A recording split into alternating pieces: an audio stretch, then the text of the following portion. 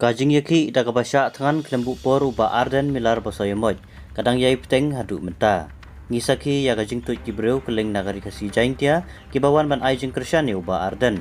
Om tang haka por men sengi henrewat haka por men medro.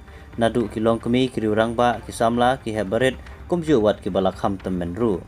Bat haba lawan ban aijing kersyan kilawan rengkat bagajing sokya mensim halor kajing longlen lade uba arden nagabanta kalawe kikun samla kari. Donru kibabu jing duai nagabanta jongu bonyo lagamet basyat baklat bat utrai nong bu nong tau untin lenti haka jing im bajongu. Ki kenhun seng balang ba pero-per badan hapo dikasi jaintia kineru kilawan ban aimen sim yau. Kene kajing yaki uba arden nagabanta kalawe kikun samla kari. Kala penlung mensim yaki babun bah. Badjan man la iwei pa iwei larung haki ya kajing igri ijai benreu.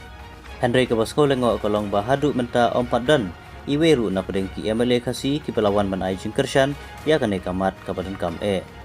Henry ngiu ikat kum ki statement jongki haki kubor bakilong arsap hakane kabenta. Hawayo lese ki kwa e ban le kumta Henry imat ubabat remote ailat ki bakin lehi. Kumbai ki layu iya arti seng saing partai ki badai nari kasi jaintia ka parti HSPDP bat ka UDP. Kini ki parti haki for election ki lajukran menpen kelano ya reservation policy ka baladan san post nem hapo ka jela. Ya kane ngilaru ban saki ling baki manifesto hijongki. Henry onda ka election ki ladep ki layo laki MLA ki bajob. Na kini ki parti bat danru bat ke sorkar. Henry jar-jar kum hari klau om syamlakran iye syapang kane kamat.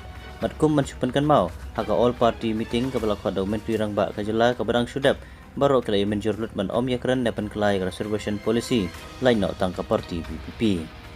Nakapor syakapor ngila Jumat kum kini MLA arsap na rilum kasi jaintia kibaya penya kasuki pat kalawai kajai penreu. Sakano kain ngidang yamat biang kum yakini kajai penreu hapo kari.